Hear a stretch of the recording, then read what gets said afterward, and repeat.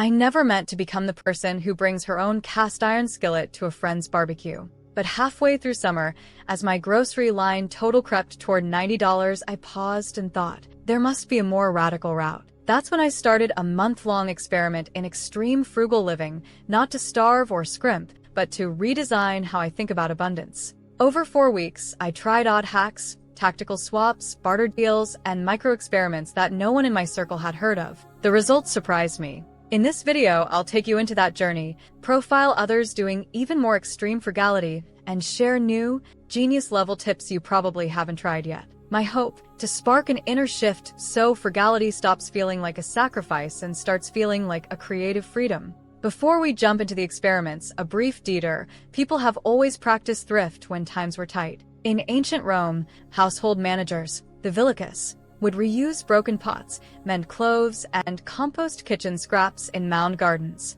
In monasteries of the medieval period, the vow of poverty wasn't just symbolic. Monks raised gardens, pooled resources, and shared tools. Then in the 1930s, during the Great Depression, many families relied not on bans but on method, patching stocks, sharing co-ops, and even gallon milk rings, stretching milk with water when need was desperate. More recently, in the early 2000s, the FIRE, Financial Independence, Retire Early movement introduced lean living as a radical path, but most mainstream lists beyond skip lattes remained safe. Today, amid inflation, energy price shocks, and a culture of subscription creep, a new wave of extreme frugal experiments is emerging. Some people are pledging no, by 25, a year with no non-essential purchases. Others are publicly documenting living with $100 per month groceries. In short, the pressure is pushing ingenuity. Meet Anna and Mark. Anna lives in a small flat in a mid-sized city.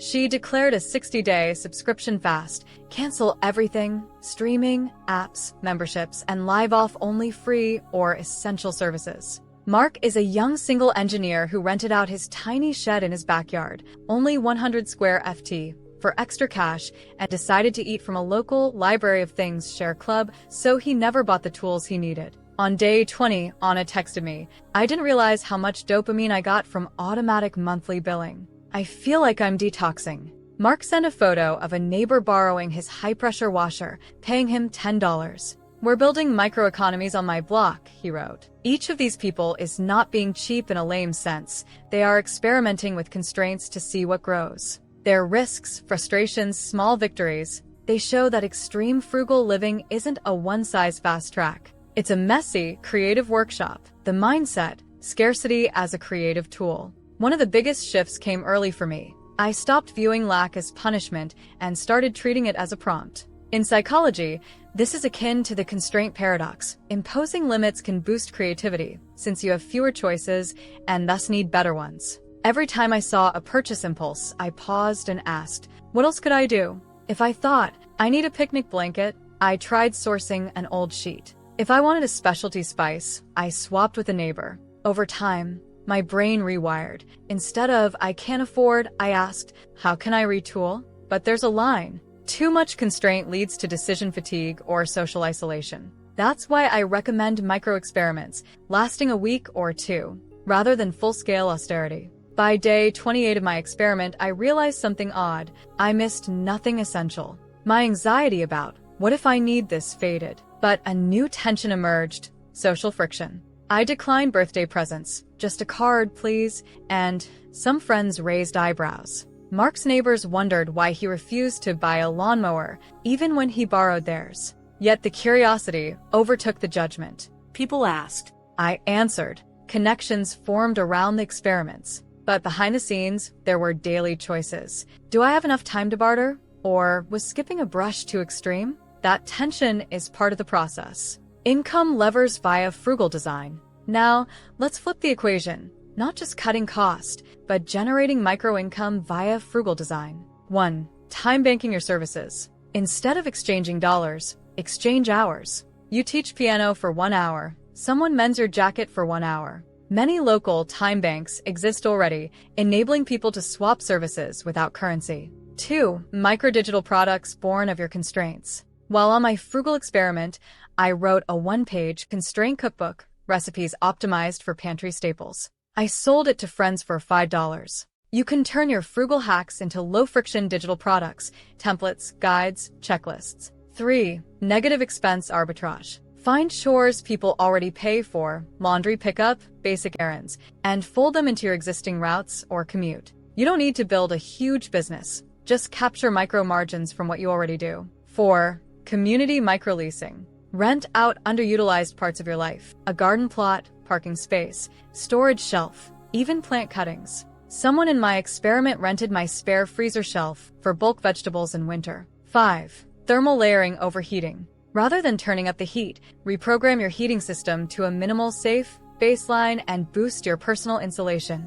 Wear high-performance base layers, merino wool, fleece, localized heating, USB foot warmers, and thermal blankets. The energy you save by lowering thermostat settings can pay for those clothes. 6. Micro-subscription audits with bill archaeology. We all sign up for free trials or small services and forget. But dive deep, look back 24 months in your bank statements and flag every recurring charge, even $2 per month premium font packs. Cancel or pause them. Some people have undone hundreds of dollars annually this way. A recent article calls subscription purges one of the top frugal hacks of 2025. A few of these may feel awkward at first. I remember feeling clever yet slightly self-conscious after emailing neighbors, "Anyone need a blender fork?" But a $3 trade warmed my pride as much as my mix. These ideas shift frugality from cutting back to co-creating value. It's less about lacking and more about repurposing. You might wonder, is extreme frugality sustainable or even healthy? Behavioral economists warn of frugality fatigue when cognitive load from endless optimization backfires. But small, bounded experiments help prevent that. Also, a recent academic study of energy-poor households in India estimates that inefficiency from behavior and appliance use yields meaningful savings if people adopt efficient habits. And sociological work shows that social networks can accelerate sustainable behavior. When people see neighbors doing it, change diffuses. Meanwhile, culturally, frugality is losing its stigma.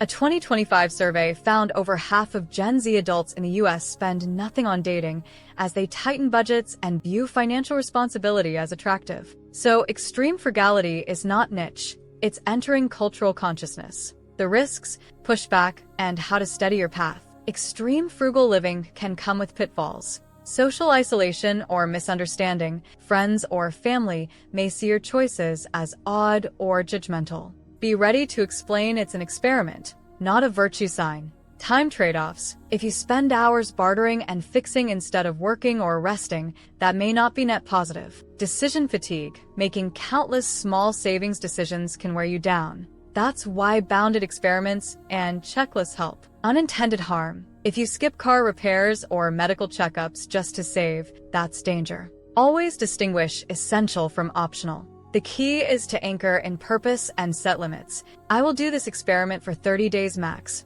I will not let frugality erode my health or relationships. Here's how to try this yourself. No need to go all in at once. Pick 1 to 2 radical tips from the lists above that intrigue you the most. Define clear metrics. Dollars saved, hours invested, exchanges made, barters done. Schedule audit slots. 1 evening/week to review your progress. Cancel, adjust. Record surprises, frustrations, feelings in a journal or voice memo. Set a restart boundary. Commit to 30 days. After that, assess what to keep. By the end of 4 weeks, something real had shifted. I no longer felt like I was restricting myself. I felt empowered. I knew I could turn off auto-renewals, reconfigure habits, and respond creatively to constraints. I also felt more connected. Neighbors asked why my trash was leaner or how I bartered a camera lens for eggs. Anna, at the close of her subscription fast, told me, "I keep looking at my empty subscription list and feeling rich." Mark reported $120 extra income from renting his tools. Their experiments didn't just shrink bills, they expanded agency. You don't need to live off beans and toast for a year. But pick one unusual tip here and try it for 30 days. Watch how your mindset, your wallet, and your network shift. Remember that extreme frugal living tips to try are not about being cheap. They're about being resourceful, curious, and bold. Every constraint you impose is a creative invitation. And at the end of the experiment, you choose what to keep, adapt, or discard. Now, if you want to learn more about achieving financial success, then watch this video next.